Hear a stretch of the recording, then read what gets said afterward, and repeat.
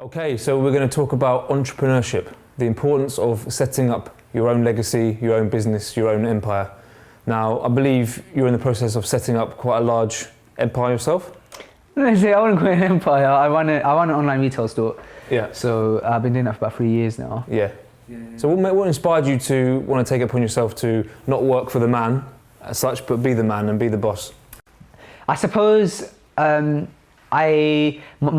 father was an entrepreneur. He's always kind of run his own business. So it's what I've been around. My brother also. So I've been around it all my life.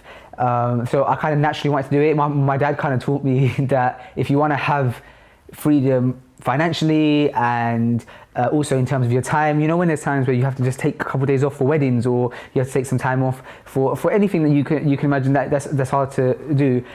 He said, if you really want that freedom, kind of work for yourself is the best option. That was just his mentality. I'm not saying that's correct, but because that was his mentality, it kind of came into me. And then I did work for a company. I worked with quite a large technology company for about 8 months. And I just, for me, I didn't enjoy it. I know that, I definitely know there's some people who like the idea of having security, of having, so they go to work, they get paid, they leave. And I think that's admirable that people do like that. I know people in my close family that are like that.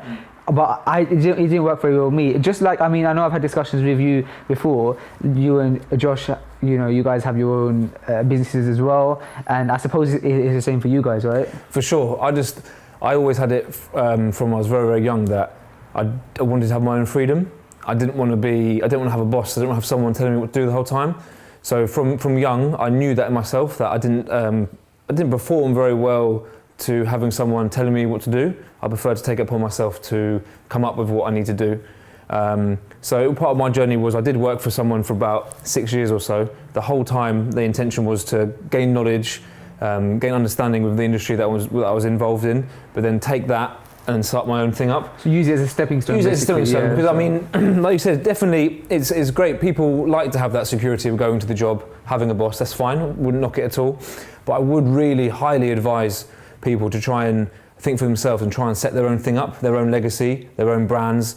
And it's nice, it's refreshing. I see a lot more people these days who are leaving full-time work to take that risk, to take that chance to set their own thing up. Sometimes it doesn't always work, but I think to be an entrepreneur, it's about, if it doesn't work first time, you've got to give it another go. And if it doesn't work a second time, you've got to give it a third go. And you've got to keep pushing forward, because success, anyone can achieve success. It's got to be within you, and you have to understand what do you want, and you have to sort of have the goal and work towards it. So I would recommend to anyone and everyone to try and do your own thing, not only to have that financial freedom, but just to be able, like you said, if you want to take a day off or 4 days off for a wedding or whatever it is, you can't have that in a job when you have to ask your boss. I had to give my boss 3 months notice if I wanted to have any kind of time off, and that was horrible. I felt like I was imprisoned. I was working 5 days a week, long hours. I only had 2 days off. I didn't feel very free. Now I've got my own business. I will still do 6 day weeks or 5 day weeks or sometimes whatever, but I know I'm free what time I want to start, what time do I want to finish, and I can prioritize my life around that. So highly recommend it. It's fantastic that I've done it with my good friend and best friend and partner, Josh. So he very much mentored me at the beginning, because when I was working for someone else, he worked for someone, but he also did his own little thing, his own private work, where he was kind of trying to advise me, look, if you start doing this, you can earn this and this, that and the other. So I was very fortunate to have that advice from a young age. So we sat together and said, look, what we want to achieve, we have a vision. It was both the same vision. So we sat down over a period of years and built that vision. And now that vision, that vision and that dream has now come to reality, and everything we spoke about 4 years ago, has now come to life, and we're now pushing forward with it. And now we talk, when we sit and talk, we've achieved that, and now we're looking to do the next level. So it's very much that we're a partnership. We're both bosses. We both have people who work for us. But we understand that the value of a business is the people who you have that work for you, your team, and empowering your team. So letting everyone who works for you, rather than letting them think that you're just the boss and you have to do everything they say, but trying to say, look, I want you to achieve what I've achieved. Let's put a goal, let's put an action into place to how you can achieve it. And from that, you gain success. So if I've got someone who works for me, he wants to set up his own business, his own salon, say, great, this is what I want to hear. Let's put the actions into place to do that. And by his success or her success, therefore that's going to come back onto you. So I very much feel like building your brand, building your empire, involves building a team. And I think team, first and foremost, is the most important thing. Having like-minded individuals around you, young, passionate people that all have a goal, all have a dream. Because a lot of people are quite happy just to plod through life, and I'm not criticising, that's fine. But with that mentality, you're not going to get the most out of life that a human being deserves. You deserve to have that financial freedom. You deserve to be able to do what you want, really. Why not? Why do we feel like we're tied down to a job? Life's short, and to spend so much time in work, and especially when you're unhappy in that environment, I couldn't think of anything worse. So, God forbid that my businesses would ever fail, but I can never see myself ever going into a position where I have a boss. I think it's always important to try and be your own boss and have that mentality. I'm sure you'd agree, Josh. Absolutely. I think it's really important what you said about being able to empower people, because most of the time when we inspire people, it's really usually temporary, but to be able to empower someone is everlasting. And I think when it comes to, as we mentioned up, building a business, to be able to envision it primarily is what's most important. Because what we have to understand is that our imagination is unlimited. I could tell you all guys now to close your eyes, imagine you're on a beach somewhere hot, etc., and you can see it. Rather, our knowledge is limited. So if we work with the attitude that we want to imagine having this business, this brand at this height, at this industry, then the reality is you can work your way towards achieving it. But again, there's two elements that we have to consider when we are trying to build a business, build a brand. First one is hope, hoping that we are successful and we achieve greatness. And the other is fear, and fearing, i.e. taking risks with your financial situation and, possibly losing the business. Have you ever experienced anything as such, any risks or any fear within your business? Yeah, 100%. So I've mentioned before that I started business when I was about 15 years old, and so that was my first ever business, and we were running for a good couple of years, and a lot of the business was perception. So we had things in the eyes of people. There's a big saying in business: if you got to fake it till you make it. And I was very ignorant back then. I was 15 years old. I had a mentor who was double my age, and so I learned a lot of my stuff from him. And so we had the likes of offices all around the world and this, that, the other, but I was constantly stressed, and financially, even though the business looked so successful on paper, I didn't have the money in my pocket. Because I was so new to business, so I was listening to what other people were saying. I was constantly getting mugged off. Because I was so young, and because of that, eventually, naturally, the business is going to fail. So we went for a process of where the business got acquired, and so myself and my brother, who ran the business, we ended up kind of back on our feet, back to square one. Alhamdulillah, we were young, and we had learned a lot of lessons from it. So we were able to kind of pick ourselves back up and start fresh, and this time start fresh in a way where we can learn from our previous mistakes. For sure. So I think you're right in what you were saying, and yourself, Josh, as well, in that failure kind of, there's nothing wrong with failure. It builds a person. For sure. Once you failed, if you then quit, that's the point where you're being tested, right? Yeah, for sure. So that's when it's like, okay, now I've got to pick myself up, learn from my mistakes, and now grow even better, right? I think there's so much positive to take from a failure, if you want to describe it as a failure. I think if something goes wrong within your business or within yourself, there's always a massive life lesson within that. So really important to learn from that and push on. But a lot of people get disheartened if you loss of money, loss of business, or whatever it is. A lot of people can take that as, okay, I'm no good at this. I'm the hand in the towel. But really, when these things happen, you have to learn from it and use that as your stepping stone to then look for something greater, and then trying to achieve something even greater than that. Do you guys think that kind of when you're running a business, your motivations have to be beyond the financial? And I'll explain why. Because, for example, I had to kind of go through a process of kind of rethinking my intentions and rethinking why I'm doing what I'm doing. And I had come to terms with the fact that, so one of the main reasons that I had left my original job was my religious commitments. I wanted to be able to pray when I wanted to pray. I wanted to go to the mosque on a Friday and this kind of stuff. And although they weren't an issue at my previous job, there were still kind of constraints on taking that time off, and so I wanted to be able to have that freedom to practice my religion. So one of my main motivations for my business now is to be able to create jobs for people who have these morals and beliefs that they feel strongly about. So I might have someone working for me who would say, I don't want to work on a Friday because I want to go here, or another day because I want to do this, and I want to be able to provide for that. So I want to be able to create job opportunities now for people where they're working, they're earning good money, they're happy where they are, but they're also able to, there's a prayer room where they can go to, and there's no, oh, why are you spending 10 minutes in prayer room, 15? I want to put that trust into my employees. So I want to be able to build jobs that fulfill the happiness that I wasn't being fulfilled at my job. For sure. I would say just quickly, when I did work in a company, I had a really difficult boss. All the managers and bosses were really difficult. They expected a lot from me. Alhamdulillah, I got so much benefit from that. But very much now, when I put the rules in place for my own business place, if someone wants to have a 3-hour lunch, they can have it. If someone wants to go home a bit early, they can have it. As long as they're meeting the requirements and they're doing the basic what we expect from them, i.e. their figures.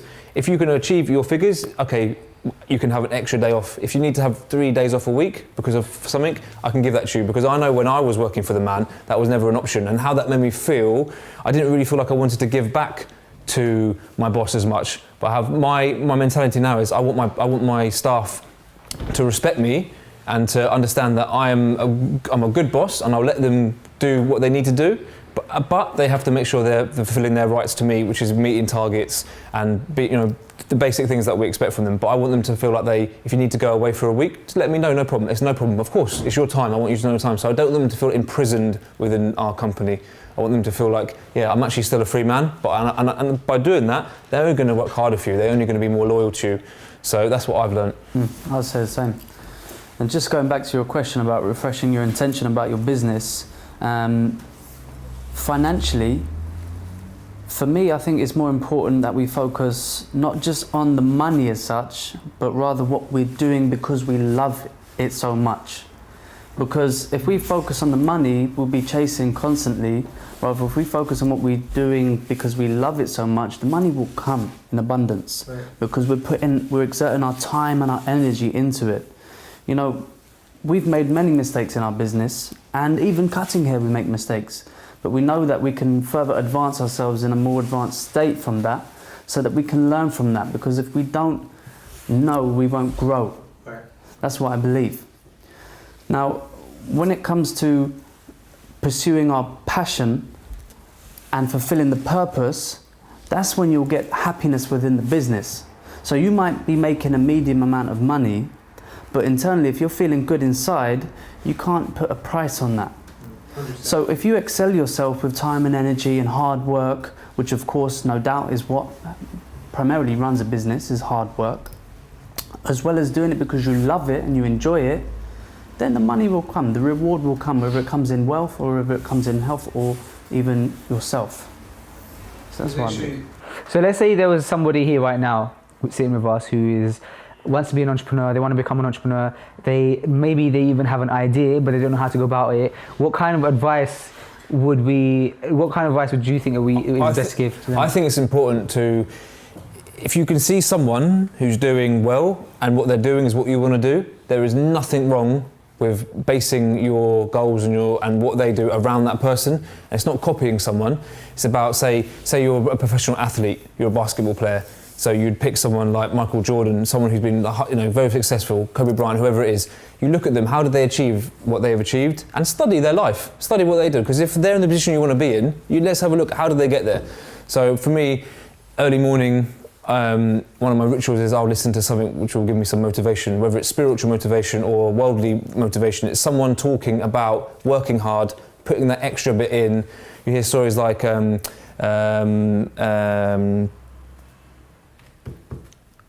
blank. Mike Tyson, excuse me, Mike Tyson. Mike Tyson's a very successful man. He's been through a lot of stuff. If you listen to his training programs that he used to put in place, he was up 2 hours earlier than all his other competitors running in the dark, because he knows that they're in bed resting these times. He got up 2 hours early to do an extra 2 hours more than everyone else, because he knows he's going to have the advantage by putting in more. So little ideologies like that, knowing that if you want more, you have to put that bit more in. You can't just sit on the sofa and expect loads of money to come to you. You have to get out there, you have to seek it. You know what I mean? So I think look at people who inspire you, look at people who've been successful, and try and model your journey upon what they've done. What would you say, Josh? Same as that. You see me in the morning cutting hair at 6:30, you might see me in the evening cutting at 9:30.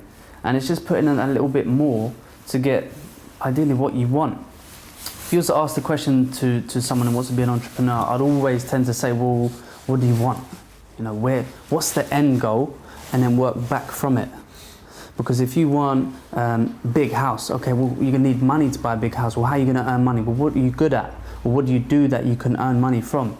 Well, work a few more hours, or work the weekends, or try and double up, build some people to work with you to help you. That's what I would always say. I would say, you know, find the end goal first and then work back from it. Yeah, no, I agree with your guys' points. I would probably say kind of what Josh said earlier, and it's something that I've heard from a lot of entrepreneurs, and it would be to always follow your passion, because it was Steve Jobs actually that said, he was questioned, it's quite a popular video online that's been circulating, and he was basically questioned on what kind of keeps you going, one of the most important things in business, right? And he said passion, because let's say there was something that in any job that you do, any business that you run, you definitely get to hurdles. There's definitely hurdles either way, and it becomes really tough. And the only thing that gets you through the boring, tough, hard parts of it is the passion. Because any sane person, when it comes to that much difficulty, you would quit. Of course you'd quit, because you're sane, you have sanity. Or if you work for somebody else, you might come to a point where you're like, I'm going to quit my job now because this is just silly, it's impossible, or it doesn't make any sense to me. But if you have passion, your passion kind of overrides your sanity, and you push through it, and that pushing through it is what leads you to success, right?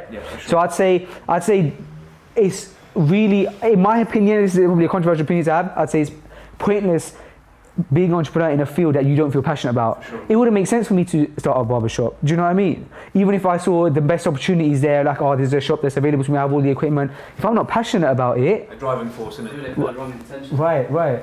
And eventually, when it gets to the hard parts, when there's actual difficulties in it, I'm going to end up quitting. Yeah. No, most definitely. Yeah.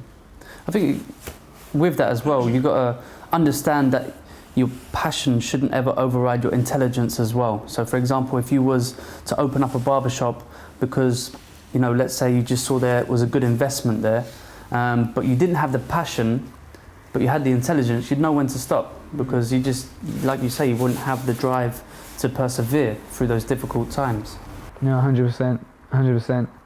I think there's definitely kind of a balance you have to have. Like saying, you have to have your passion, you have to have your intelligence. It's a mixture, like anything in life, there's a mixture of balance. We have to just kind of figure out that balance, what it is that we want to do. For sure. I remember saying to Sam at a young age, do the hard work and then do the smart work. Yeah. And I think it's fair to say that we both put in a lot of hard work, and I think now we're kind of working really smart. So I guess one doesn't come without the other, and being a balance, it's fair to say that, it requires that. Success doesn't come on a plate. And I'm not saying like I'm the most successful person, but success doesn't come on a plate. You have to do that real hard graft. You have to sacrifice. You have to do the extra hours. You have to sacrifice years into putting yourself into something. And then maybe when you get to a point when you can start bringing more people in, that's when you, like Josh said, you can start working a bit smarter, so you don't have to get up so early, or you don't have to stay there so late, or whatever it is, because you've got other people who brought in. But understand, you can't have that mentality from day one. It has to be, I'm ready to work, I'm going to do whatever it takes to get in this position. And it's sacrifice. Like anything worth having, it's a sacrifice. So people need to understand that it doesn't come easy. It takes years of building. You have to build. It's like you lay foundations of a house. This is the same thing as a business. You lay the foundations, then you add the bricks, then you add everything else. We see it. It's a process. And God willing, the end process, you've got a massive mansion with a beautiful big roof and a big chimney, whatever. This is it. But you've laid those strong foundations and you've built up. So it's the same as building a business. Definitely.